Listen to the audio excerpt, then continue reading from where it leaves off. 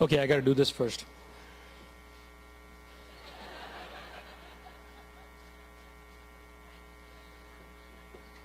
That looks good. Now let me do it again and take your picture.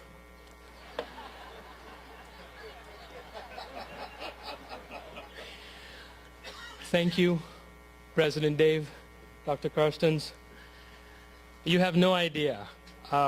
Words cannot describe my gratitude and how I feel today.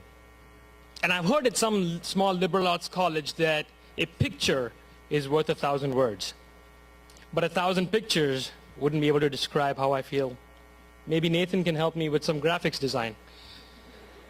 And it is a shame that we're not indoors where I could lock the exits and sing my gratitude to you. I wouldn't take that risk in this setting. You know, it is always a pleasure to be back at Co. But today is very special. Not just for what just happened, but what is about to happen. My speech. Good morning, Cook College. Today is indeed very, very special, and it is my privilege, my pleasure to say this in person to you. Congratulations, class of 2018.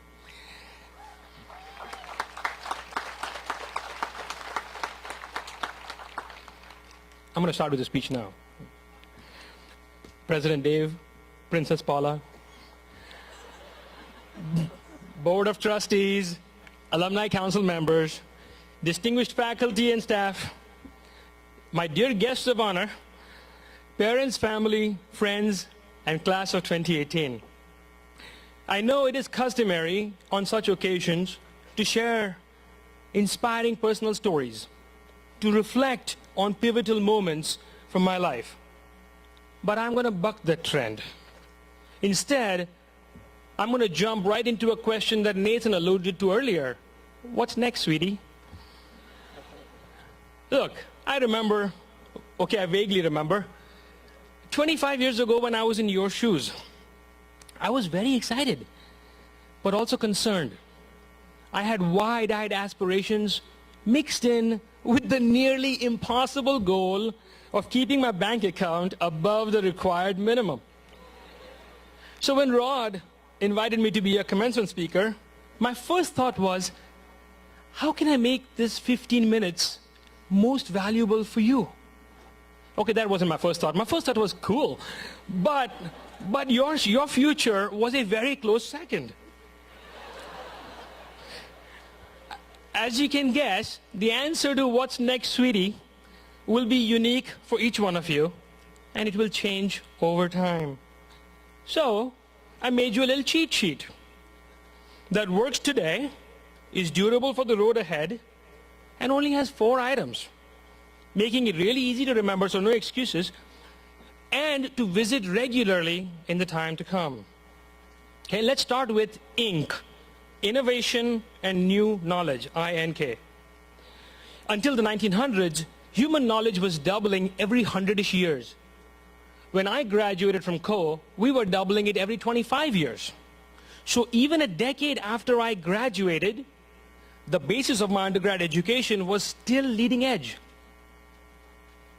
Now, the body of knowledge from just 4 years ago when you started at Co amounts to less than a quarter today. And that's not all.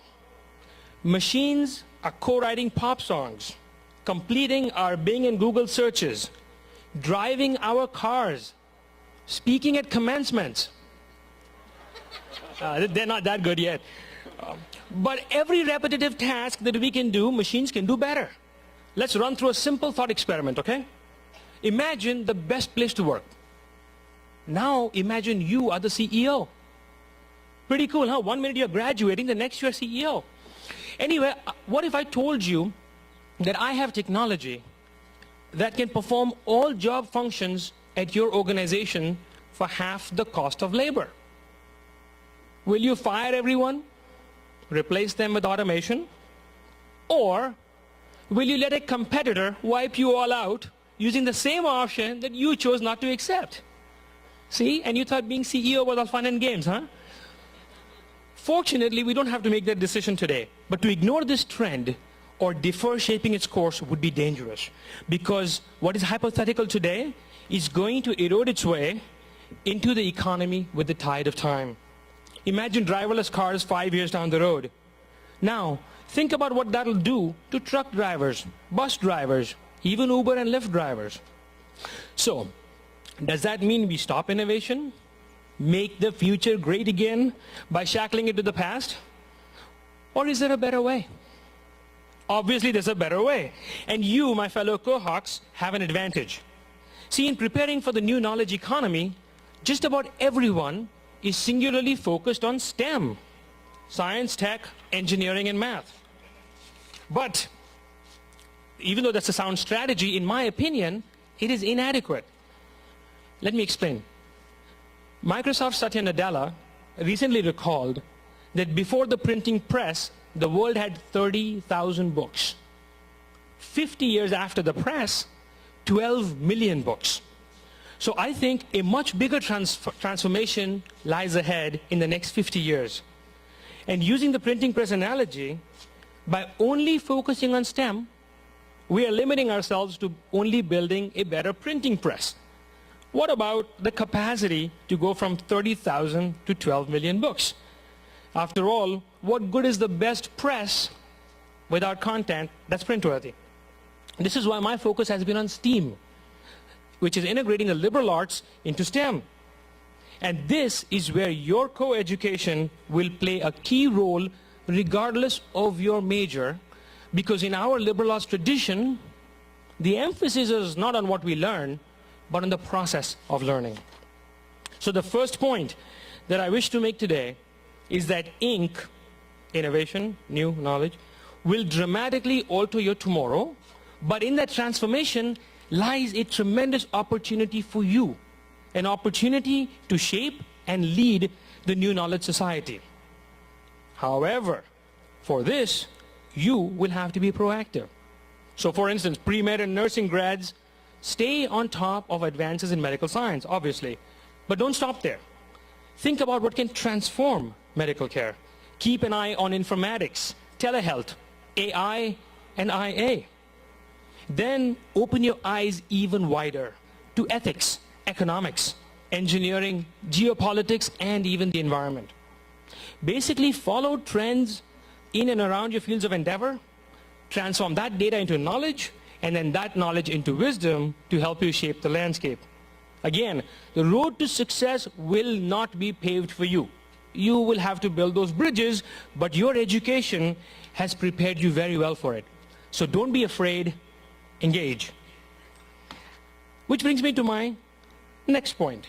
When I say engage, I don't mean engage only across sectors, but also across geographies, cultures, and ideologies.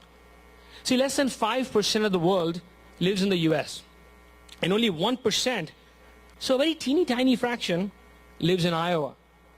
So engaging across geographies would seem logical. But as we have seen recently with Brexit, the close races in France and Germany, and also sadly in our own country, there is a penchant for scapegoating, to simply blame the other for all our problems. The other arrives too early at Starbucks. The other is taking our jobs. The other is taking over bathrooms. The other is drinking all the beer, eating all the pizza, whatever. And social networks that we hoped would enrich the human experience have instead made things worse, to the extent that we now define our own identity in ways that we differ from the other. So that we are together but isolated, together but alone, together but afraid. Now it doesn't take a co-education, or perhaps it does, to see that this is not sustainable. We have to tear down walls and get back in the business of building bridges.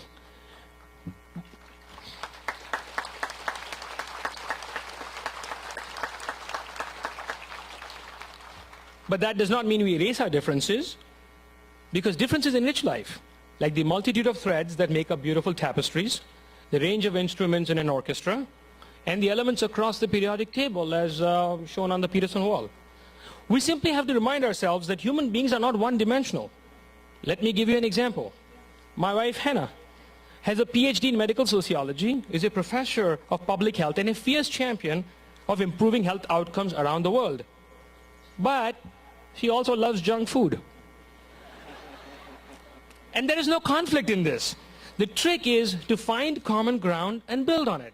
So as you look to the future, what better way to engage with the other across geographies than to find common interest in applying new knowledge in local contexts around the world?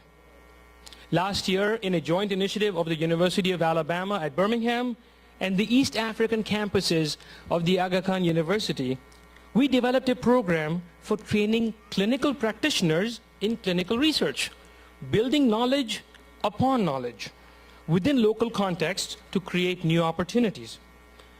Another example, Steve Kranz, class of 92. He was terrible at picking flunk day. So if you think you had it bad, we had it really bad. But remarkably talented in economics. So Steve was born and raised in Iowa, but chose to teach economics halfway around the world in Abu Dhabi. He also led the UAE team to the Buckingham Palace in a global entrepreneurship challenge. So instead of building walls to isolate us, seek to open windows. Windows of economic opportunity around Inc. Instead of worrying about the other stealing your job, partner with the other to create a whole slew of sustainable new jobs. Turn problems into opportunities and weaponize opportunity against despair. So the second point I wish to make is engage across geographies and cultures to create new economic opportunity. But in so doing, seek to ensure that no one is left behind. Look, automation will continue to replace us in jobs that are dangerous or repetitive. By creating economic opportunity around Inc., you will build strong global foundations that undergird human society for decades to come. And don't worry about failing. Pioneering often involves failures. I could list my failures for hours and be nowhere near the end. But don't simply stack up from the buffet of mediocrity or abandon ship at the first sign of trouble. That's not for us. Sorry, Cal. That's for Cornell and Wartburg. So engage fully, engage fiercely, and then if you fail, learn from it, dust off, celebrate any small wins along the way, because there will be small wins, and better prepare for the next adventure. And of course, all of this is so much better in good company, which brings me to my third point. The days of going at it alone are history. Everything else aside, just the pace of knowledge makes it impossible for any one person, except maybe Doc Feller, to keep up, let alone lead. So on one hand, I'm asking you to engage in Inc., engage across geographies, engage across cultures to create hope and economic opportunity. And on the other, I'm saying that it's going to be impossible for you to do that. So, have I set you up for a frustrating and cruel pursuit? Of course not. What I'm saying is that it will be impossible for you to do this alone. But it is within reach if you come together. You may have heard that the key to success is surrounding yourself with people who are smarter than you. Look around you. You're already surrounded. This remarkable network is your asset. An asset that you have built over the last 4 years. Don't disconnect this network today. Au contraire, strengthen it. Connect it to the broader co-alumni network and then engage with it. Lean on it. Work together to build capacity that is larger than you. Capacity that will enable you to boldly engage with Inc., bridge knowledge deficits, and create economic opportunity. And if that sounds too far-fetched, just ask Colin Wilkinson, class of 2018. Colin tested this strategy with fellow co-students David Hynek and Aaron Potter. The trio successfully brought together faculty, staff, alumni in developing a startup concept for reselling idle compute capacity in the cloud. How do I know this? Because I was the alum working with them. So the third point that I wish to make is come together, build it together, make this network your strength and become its strength. My fourth and final point in the tradition of eye rolls is balance. But before you roll your eyes, this is not about work life, but about two important balancing acts. The first is the passion pragmatism tango. When I graduated from CO, I was accepted to the grad school and program of my choice with full tuition and stipend. But I was also aware of the significant opportunity in addressing the year 2000 crisis. So I put grad school on hold and went into industry to capitalize on this time-sensitive opportunity for beefing up my bank account.